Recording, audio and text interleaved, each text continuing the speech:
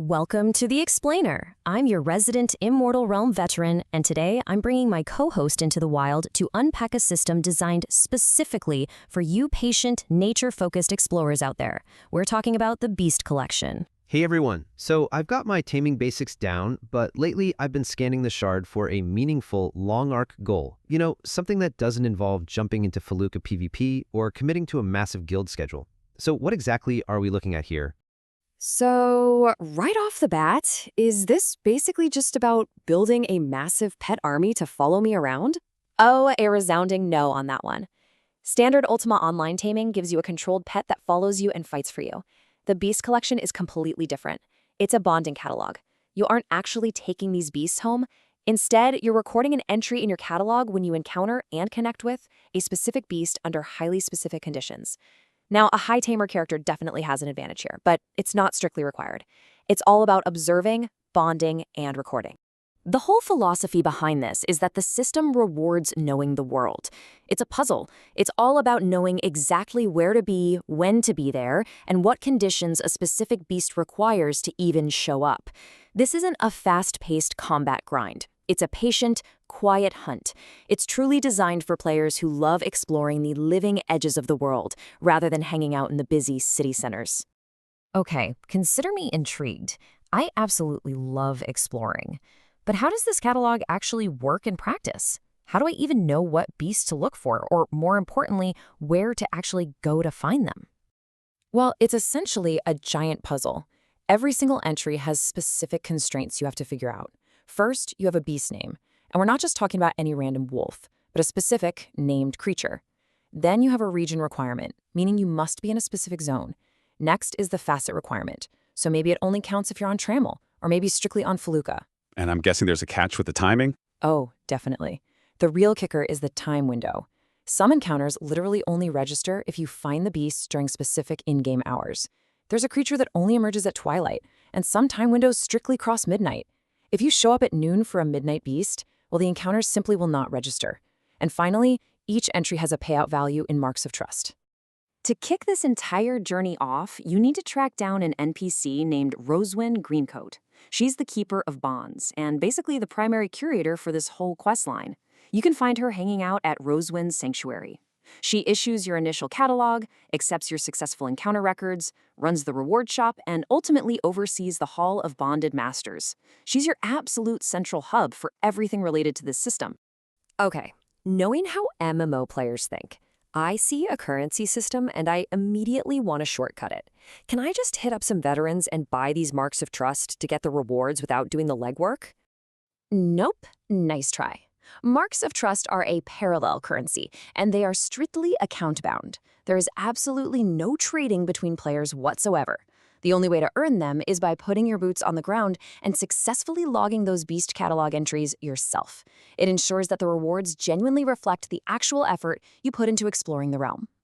What's really interesting here is how the system balances that effort and reward. For instance, a common broad daylight encounter over on Trammel might only pay out a single mark of trust, but tracking down a rare, obscure entry that requires you to be deep in Felucca during a late-night in-game window, huge payout. The system guarantees that the most difficult constraints offer the highest rewards. It makes those late-night hunting trips totally worth your time. A full catalog sounds like it takes a really long time to finish. What's the payoff for partial completion? Like, what am I actually buying with these marks along the way? The shop at Rhoswen's Sanctuary is actually paced beautifully. You don't have to wait until you finish everything to get rewarded. You can grab thematic cosmetics like the Beastmaster's cloak or the Ranger's traveling hat. Plus, there are interaction items like the Blessed Grooming Brush. Okay, but I'm a sucker for housing items. Any good decorations? Amazing ones. Things like Sacred Reins, the Sanctuary Stone, or these really cool carved wolf and stag statues. For the super dedicated, there's the Family Pennant Banner, which is a fantastic guild or house item. And crucially, this shop is where you purchase Beastbond charms. Hold on, I heard Beastbond charms in that list. What exactly is that? Does that mean I actually can summon these creatures, after all? Yes, but in a very specific way. Beastbond is a separate, synergistic layer to the catalog. If you use a Beastbond charm on a beast you've already successfully bonded with for your catalog, it unlocks a called Beast Companion follower. Oh, wow, that's awesome. Right?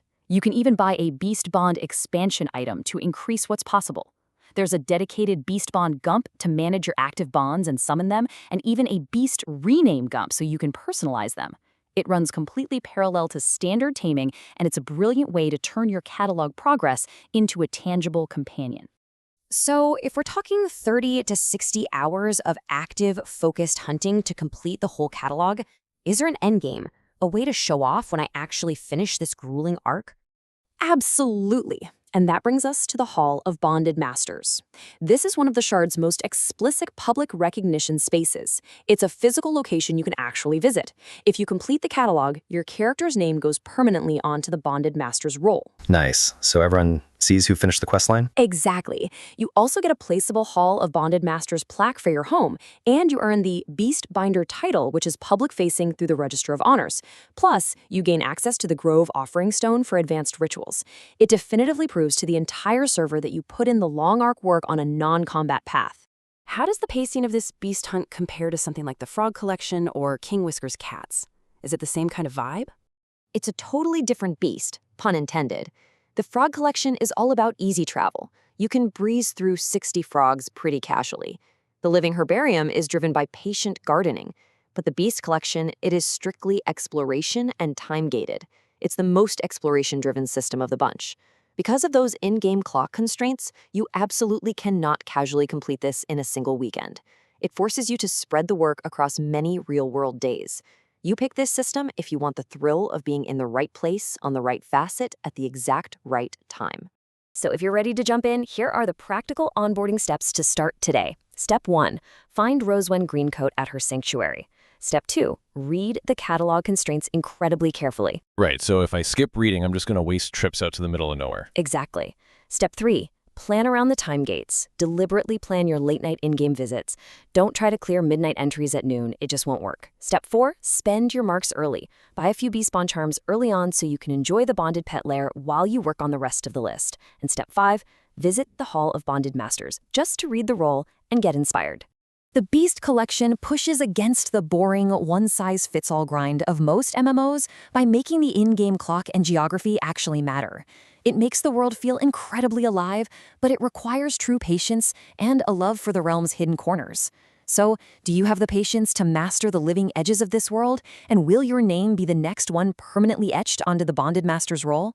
I guess I need to get out there and start exploring to find out. Thanks for joining us on this explainer, and we'll see you next time.